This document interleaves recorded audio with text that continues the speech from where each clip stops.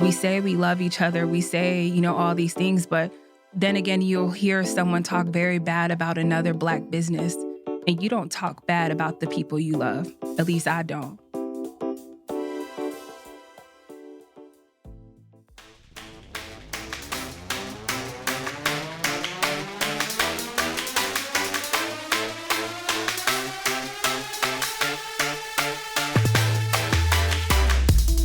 Common Media, it's Give 'em the Business, a show about Black entrepreneurs and business leaders sharing their stories of adversity and success.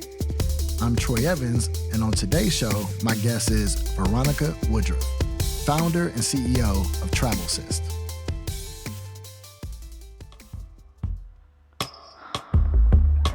Veronica Woodruff is the founder and CEO of Travelsist, a groundbreaking, tech-enabled service platform that's changing the face of airport hospitality.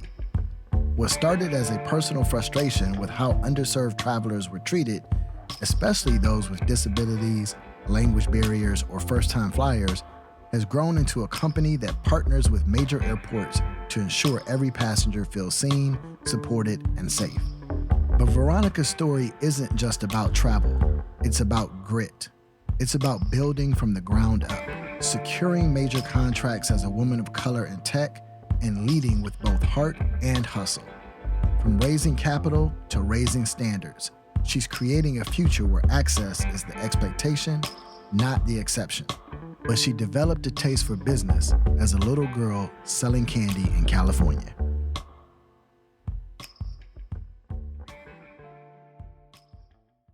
I became an entrepreneur at a very early age. I was 7 years old, and I remember selling candy at school.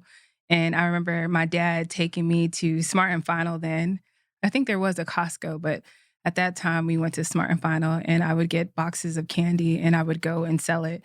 But it started off before. I used to be the number one student that sold the most chocolate bars at my school. And so I decided to sell candy of my own. And I used to come back making probably $100 a day. And I remember my dad being very straightforward with me. He was like, you're going to have to pay gas. You're going to have to pay for my time taking you. And he didn't really charge me very much. He would say, oh, you can go buy me a hamburger somewhere, a cheeseburger at In-N-Out. But that was the start of my journey in entrepreneurship. That is amazing. I love that foundation. I have a daughter as well and two boys, and I'm constantly thinking about how to get them into entrepreneurship and at least that mindset, right?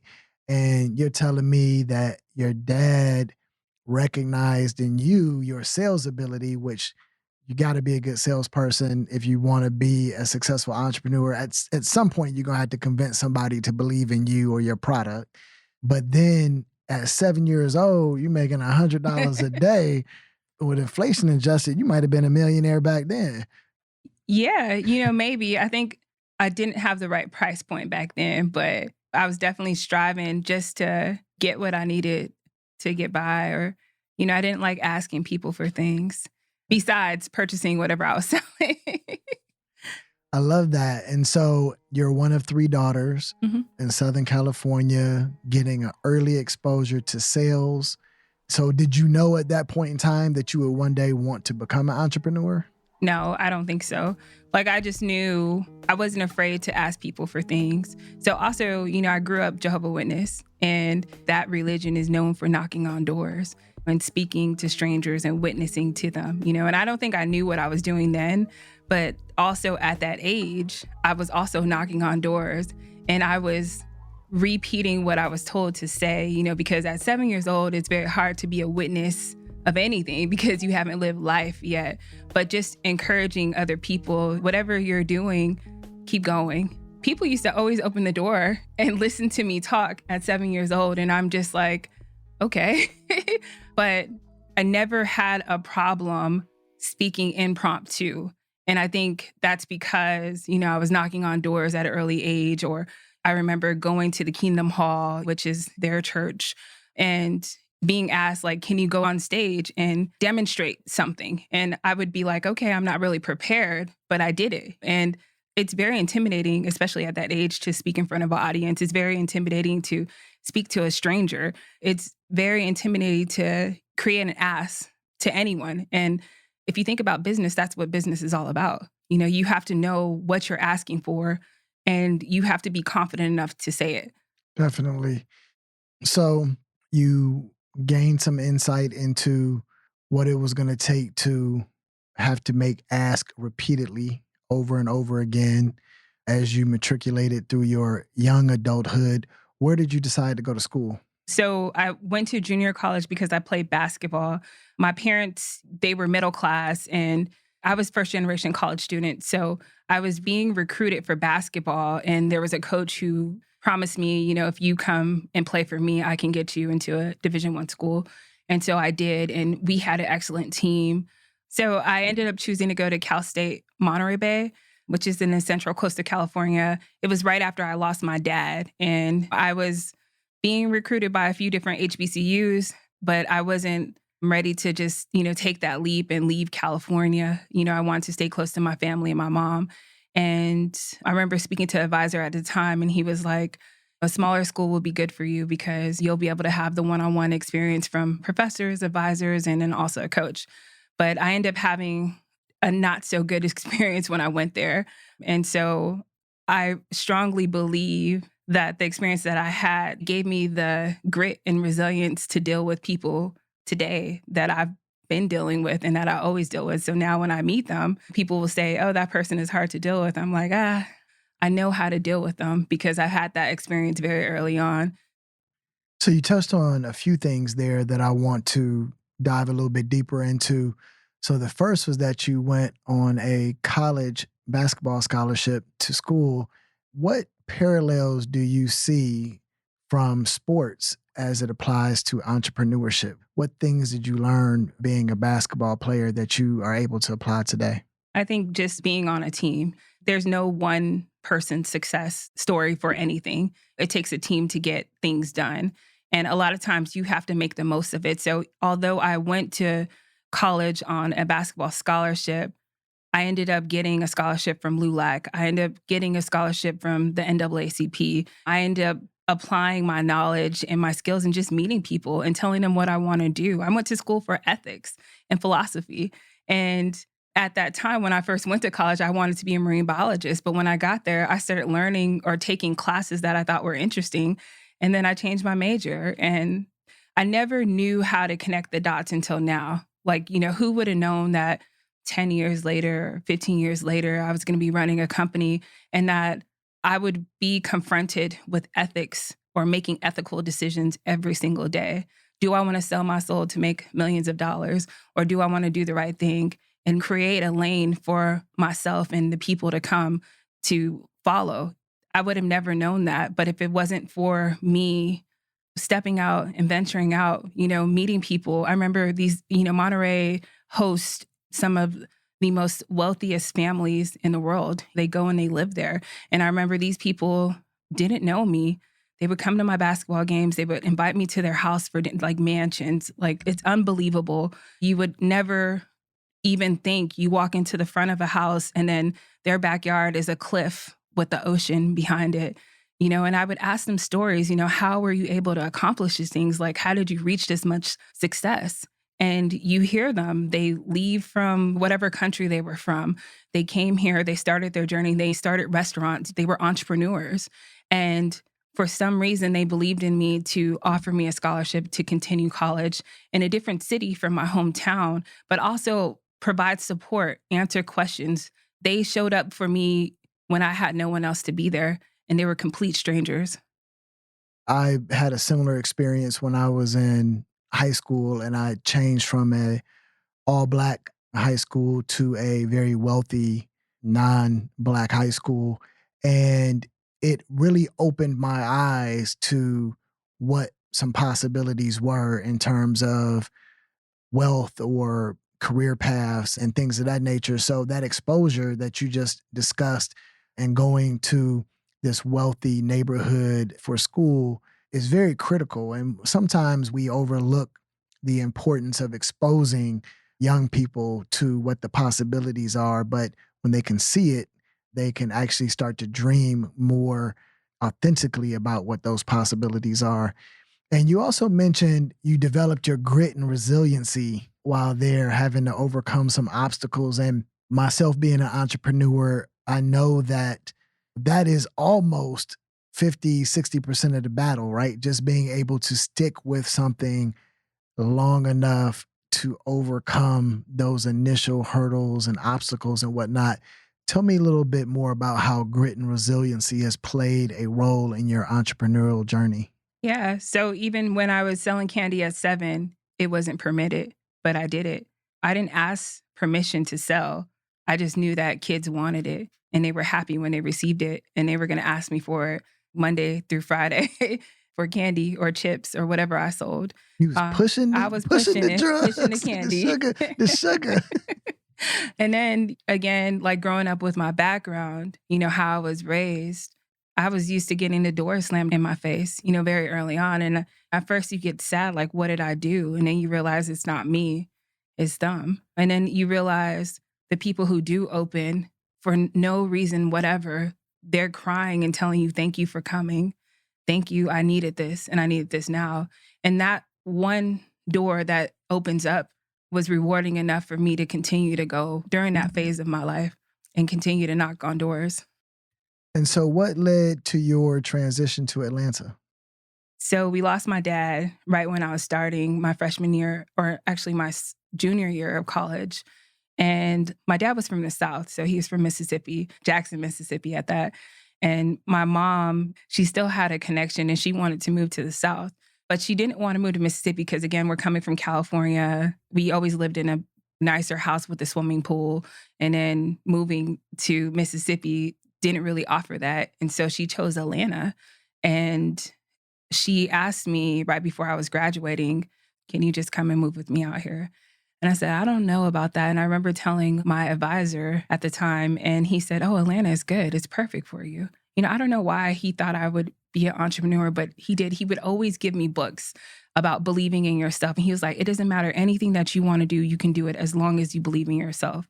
And then when I told him about Atlanta, he was like, that's a good thing, but I really think you should probably stay around for a little bit. But also, Atlanta is home of the world's most prominent companies. A lot of people move to Atlanta and they start these companies. They become Fortune 500, Fortune 100 companies. And he was like, so it's a good place for you. And I didn't know at the time why he was telling me this. I never knew that I was going to be a travel tech company and actually run it. I never knew that that was in my destiny. It just happened like that. So I moved here to Atlanta and I didn't like it because we lived in the suburbs and I miss seeing the ocean when I wake up, go running on the beach, go hiking in the mountains. And we didn't have all of that, or I didn't know of all of those things yet. And so I ended up becoming a flight attendant because I was bored and I wanted to travel the world. And I got the opportunity to see the world how I wanted to. And each and every time I traveled, I would meet someone and I would ask them what they did and they would tell me their story. And lots of times I was meeting entrepreneurs or marketers and they would tell me who they work for, what was their story. I had one woman write me a note of everything to do. I remember when I got pregnant, I just was never afraid to ask strangers things. And somehow they weren't afraid to tell me more. And I think that's how I live my life. When I see someone and they ask me a question, whatever wisdom that I have the ability to share, I share it. It costs absolutely nothing. And to me, I believe that that is the best thing that any person, any human being can give to another person. Access to information or wisdom and guidance. I agree. And I live my life by the same motto. And one of the reasons why I have this podcast is so that I could share information with the listeners. But then it's also something that I found people who are genuinely kind, want to share their life experiences and give you guidance so that you can avoid some of the pitfalls that they have in life.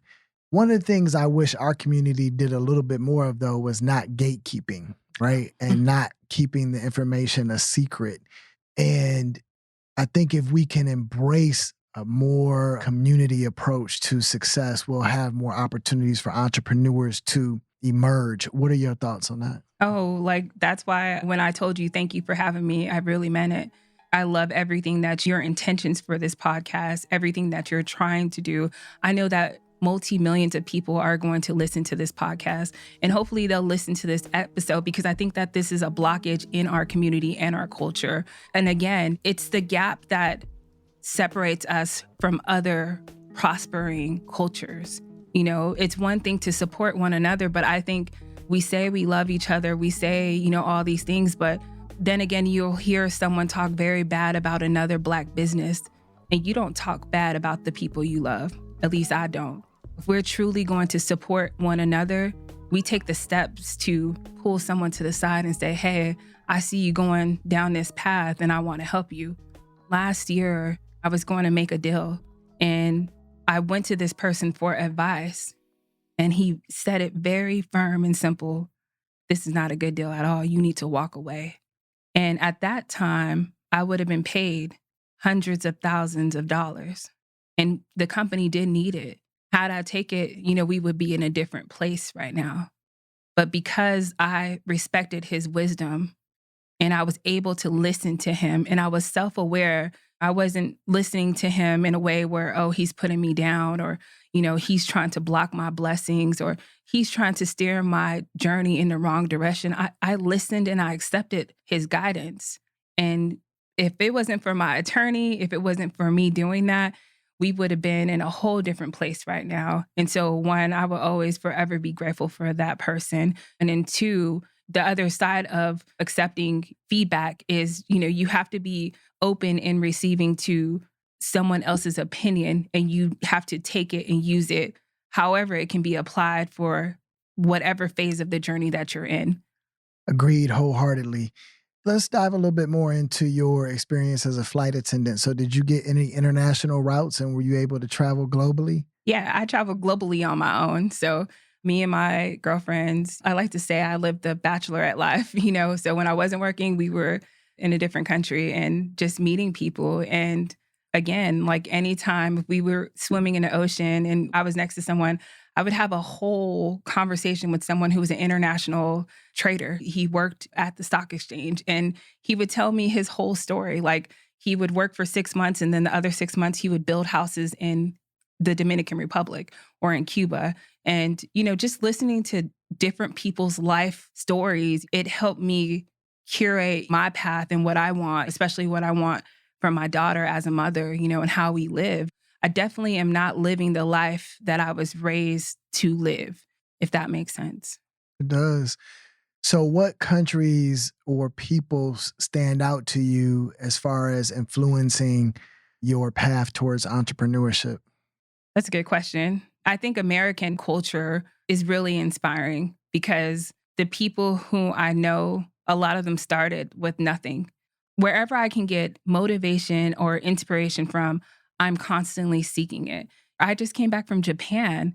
Everything is so clean. Everything is so organized. You know, everyone is so respectful. I didn't see not one person get into argument with someone else. And that alone is inspiring.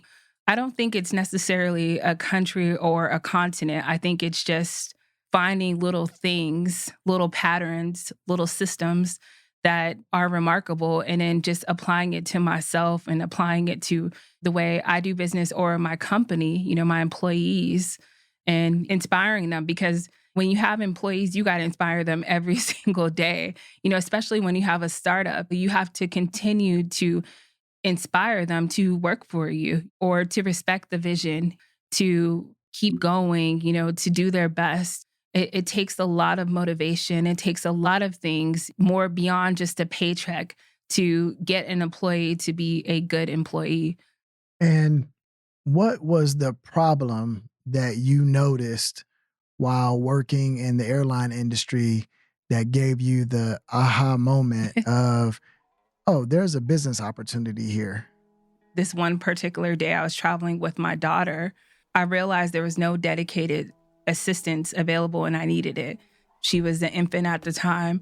I had bags, my stroller, my car seat, and I just remember walking off the plane and I see the people coming for people who had disabilities, but there was no one there to assist me and I needed help. And I remember right before I took that trip, a few weeks ago, I had won a hackathon. It was with Amazon and Georgia Pacific. And And I remember an investor telling me, you should probably try to solve a problem of your own. And at that time, I was like, okay, what problem do I have? And I started thinking it didn't really make sense. But I remembered it when I got off the plane. I said, you know what? I'm going to do something about this. And I went back to that same investor and I told him, well, this is what I want to solve. So what should I do? And he directed me to the ATDC at Georgia Tech. And he said, they'll teach you everything you need to know about building an enterprise. And so I went there and I was one of the only, maybe one of two, but most of the times I was the only woman there, woman of color. It was a different environment. I wasn't used to the bro lingo, but what I did was I listened and I learned, I learned how they took risk. I learned how they bet on themselves. I learned how they believed in themselves. And I learned how they always were confident, even though they weren't prepared. Being not prepared didn't stop them from doing anything. They figured it out and they kept going. That was a lot different from how I was raised, because I was always raised to be polished or to be your best or look your best. And if it's not right, then don't walk out. And I had to adjust myself. No one has never built what I'm building. No one has ever done this before. I am truly redefining an industry where this service or these type of service don't even exist. So there's a lot of learning. There's a lot of being patient, especially in the tech ecosystem when it comes to venture capital. A lot of times the Southeast investors, they like to put pressure on revenue. How much revenue do you have? But how much revenue is really enough? When you're building innovation, innovation takes time. If you want revenue quickly, you can get it, but that's another company.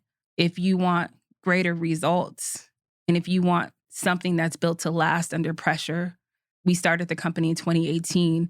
In 2020, the pandemic hit. So we were launching something when the government just encouraged Americans that they shouldn't travel. So nobody was traveling. What do? I had literally an advisor tell me, you just need to hold on for a little bit, like pretty much go hang up your company for a little bit until the world settles itself out. If I would have did that, I would never be here today. I continued to keep going. I started meeting one-on-one with airport leaders. I started meeting with airliners. And then Travelsist, the company, evolved to what it is today. Before we started off as a B2C solution, now we're a B2B enterprise software solution. And we're continuing to innovate each and every day, just with AI and how it's growing, the need for human touch, the need for skilled and trained labor, all of those things, you have to respect the amount of time that it takes to create something that's built to last. After the break, Veronica is building Travelsist to last the test of time. Does Travelsist have a foundation strong enough to survive? I'm Troy Evans, and you're listening to Give 'em the Business.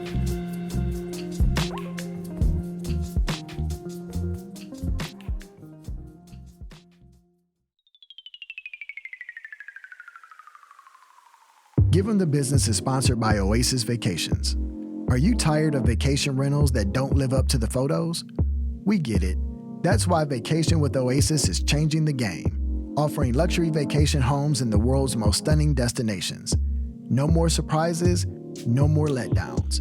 Just high-end, beautifully curated stays designed for comfort and unforgettable experiences. Whether it's Dubai, Costa Rica, Hawaii, or beyond, Oasis delivers next-level hospitality, premium amenities, and a seamless booking experience. Visit vacationwithoasis.com and upgrade your next getaway.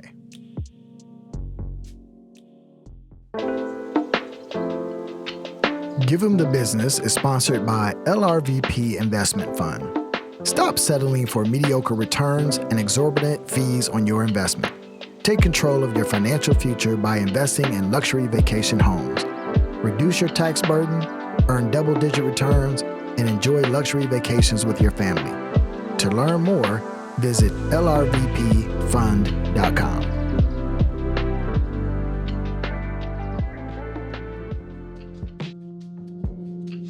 We're talking with Veronica Woodruff, founder of Travelsist.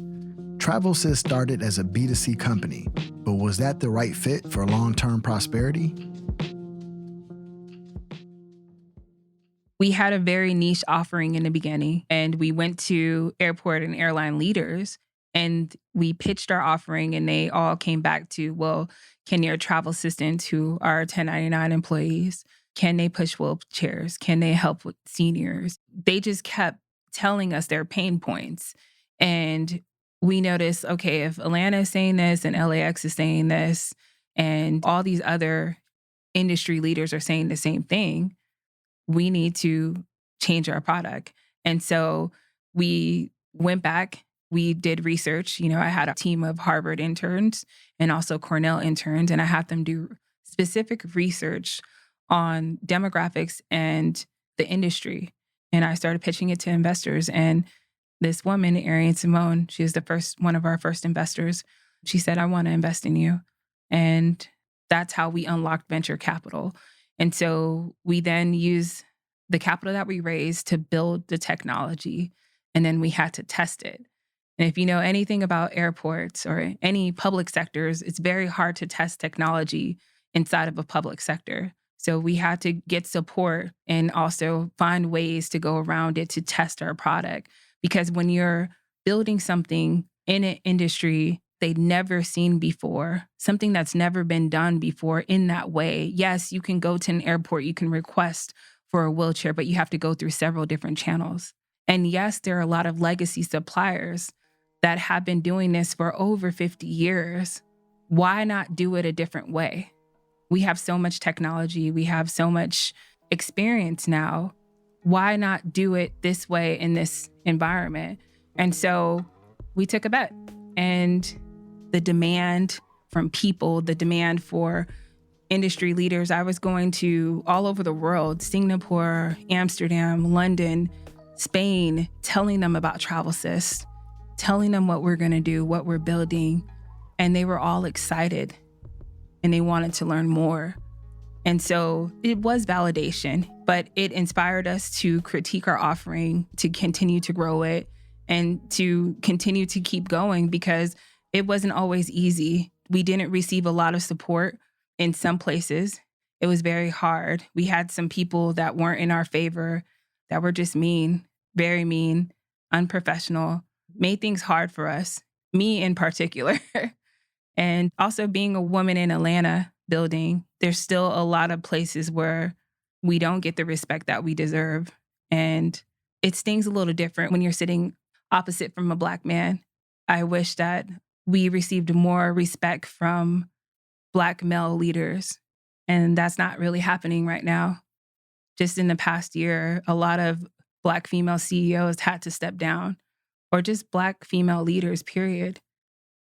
We definitely need to do better on that aspect to support not only female entrepreneurs, but Black business leaders in general.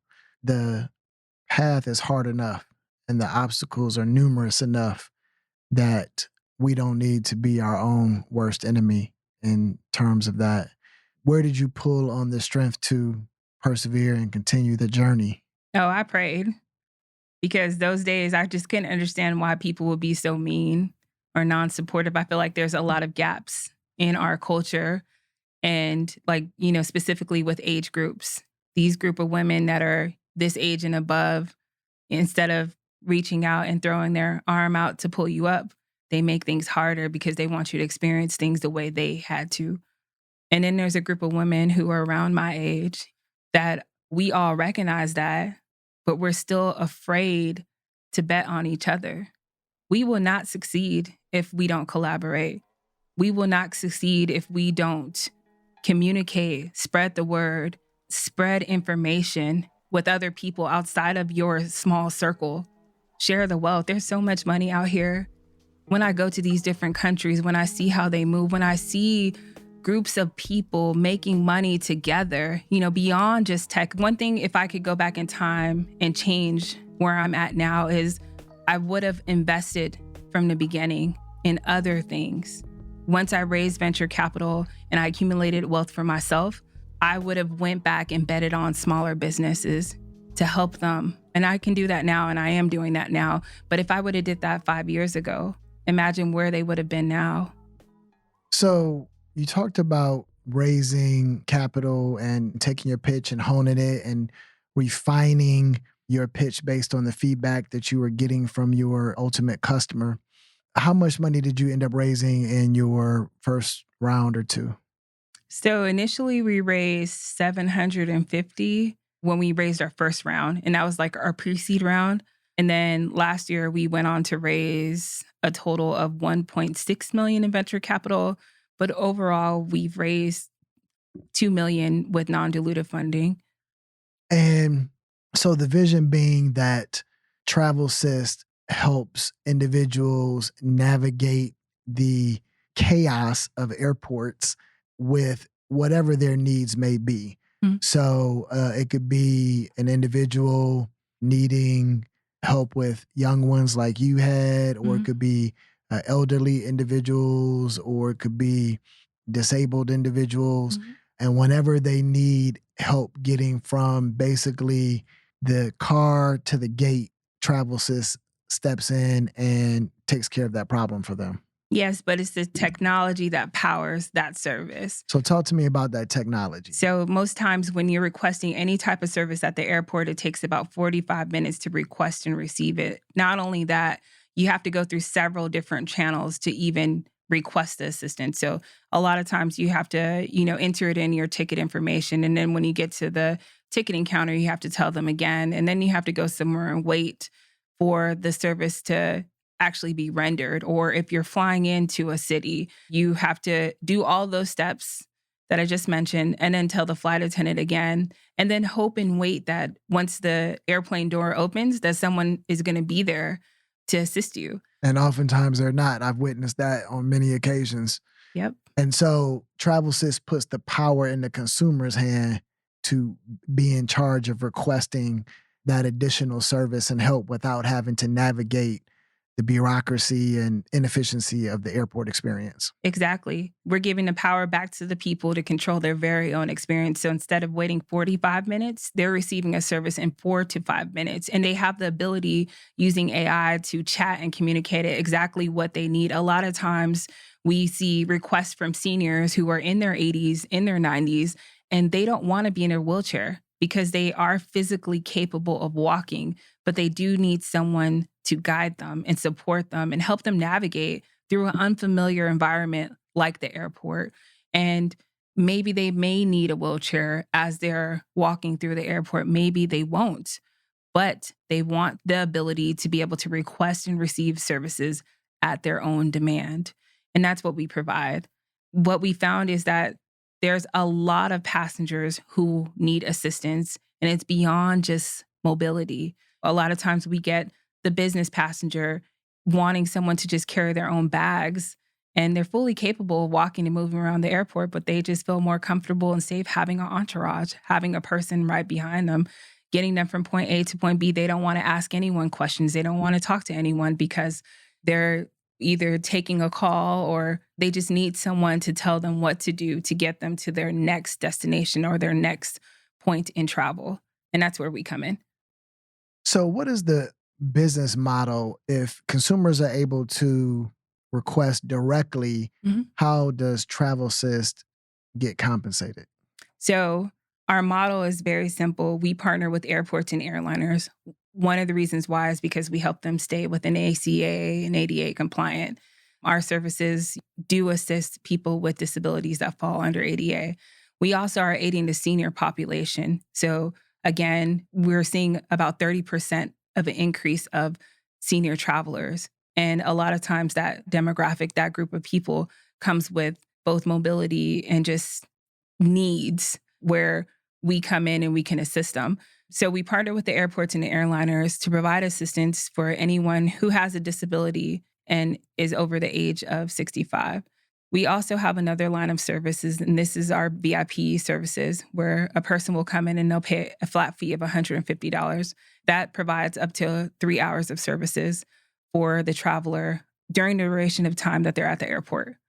Okay, so that's your B2C model is the Mhm. flat fee, and that's per instance. So per trip is the $150 flat fee. Yep.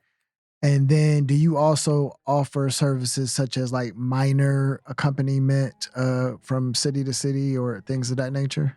Not to city. We do at the airports. A lot of times We've received requests for teenagers who may be on the spectrum and they're traveling alone for the first time, or they're traveling alone for the first and second time, and their parents just feel more comfortable with them having a concierge system and making sure that they're actually at the gate and they get on the plane. So a lot of times our concierge are working or messaging the person who booked the services on behalf of another person. So we get a lot of requests for the children of senior parents who are requesting that they have someone meet them or check them in because they don't have time to physically be there to go and check them in at the ticket counter, request for an escort badge and take them to the gate and wait there until their plane actually departs. So instead of that person doing that, they request our services. And they know that, one, they're going to get someone who is going to greet them with empathy, take care of their loved one, and get them to the gate. And so from a revenue standpoint, when an individual, let's say that needs a wheelchair, utilizes your app, if they are flying on, let's say, Delta or something like that, then you then bill back Delta for that service that you provided for free to the customer? No, we have an agreement with specific airlines, and that agreement is that we provide services to their customers. Okay. So to any airline that's in the model. So if the airline's not in your model, then they're handling their own services for their customers and whatnot. Yes, very early on, we tested anyone who would request our services. We offered our services free of charge. And that was to test the technology, also to track the amount of time that it took to request and also receive our services. Also, we needed the data to support the demand and where the demands were coming from, who was requesting what and why. And that's something that the technology captures. And we also sell to our partners. And so you are primarily at Atlanta Hartsfield right now, correct? Yes. And we're getting ready to launch in 3 new cities this year. That's exciting. Very exciting. What, if anything, is keeping you up at night about that potential expansion? We have increasing demand right now. So we have international airliners requesting to partner. We have airports requesting to partner across the U.S. And what keeps me up is just having the support to scale at the request of our current demands. Yeah, that can be a double-edged sword sometimes, right? Like you definitely want to serve all of the customers that exist, but if you do it too quickly, it can actually prohibit the business from growing and scaling, right? So you have to do it at the right pace. What is your current staff scenario like right now in terms of employees and contractors and whatnot? So our employee and operating model is very similar to Uber. So when it comes to labor, we don't have lack of people, if that makes sense. It's not really that. It's just the cost to start up in each new city and each new location, it definitely requires a partnership. And we definitely can do it. And I honestly believe that we'll be able to sustain the demand. It's just we're still looking for the right partners to grow with. So I'm going to assume that those cities are domestic. I may be incorrect, but do you have plans to go international in the near future? Yeah, no, they're right here. So actually this summer, we plan on partnering with the international airliner. And I'm really excited about that. I can't wait to tell you more. Well, we would love to get some more information when that happens, and we're going to be wishing you the best. Thank you. When you think about the next 5 years and where you want Travelsist to go, because you started in like 18, so you're 7 years in now, you've raised capital. Most businesses don't make it that long. Yeah. You've got corporate demand at the busiest airport in the world, and now you're getting ready to expand. What does the next 5 years look like to you? Definitely want to take this company public or provide an exit.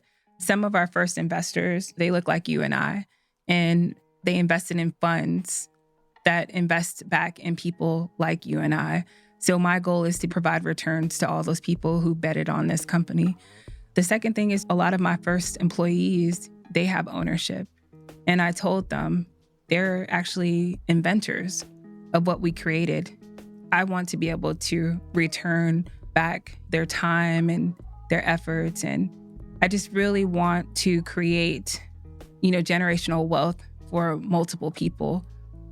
So for the listeners who are tuning into this podcast, they just go onto the Apple Store and download the app? Yeah, so you can go to Apple or Google Play, download the app, request and receive assistance here in Atlanta. And then we'll be announcing the next few airports in a few months. Also, my goal is for everyone who needs assistance at any airport to be able to request and receive it, powered by Travelsist. I want people all over the world, when they get to an airport, they don't have to ask a stranger or they don't have to try to walk through an airport. I want to be able to facilitate or provide the assistance they need using the technology that we created and built. Let me tell you, it's a lot of people in my life that are going to be downloading this app because my nerves can't take the assistance that they need. So I'm going to be sending that your way. Thank you. And I would be happy to support and spread the word. So we always ask our entrepreneurs, no matter what stage of the business they're in, to think about the next generation of entrepreneurs that are going to be coming behind them. And we would like to ask you, what would you say to them to give them the business? If God puts an idea on your lap, move with it. Don't sit, don't overthink, don't wait until you're ready. Get up and go. Don't be afraid that someone's going to take it. Don't be afraid to talk about it. Let people know who you are and what you're doing, and tell them. A lot of times I see us and I see people and they're afraid to tell people who they are. And then when you ask them, like, who are you? Oh, I've been a professor for over 15 years. I manage, 250 people. Tell people that. I feel like we have this stigma where we don't like to tell people who we are, what we do, and where we're from, but tell people who you are. Use this opportunity to let people know, because you never know who you're going to meet and who can help you. That's Veronica Woodruff, founder of Travelsist. If you want to learn more about the Black entrepreneurs and business leaders who have made an impact, make sure to subscribe to this podcast and follow us on our YouTube channel at Give 'Em the Business. Also, make sure to follow us on social media at Give 'Em the Business Podcast. And if you want to send me a message, you can find me at I am Troy D. Evans. Give 'Em the Business is produced by 2 Comma Media. Thanks for listening, and remember to Troy harder.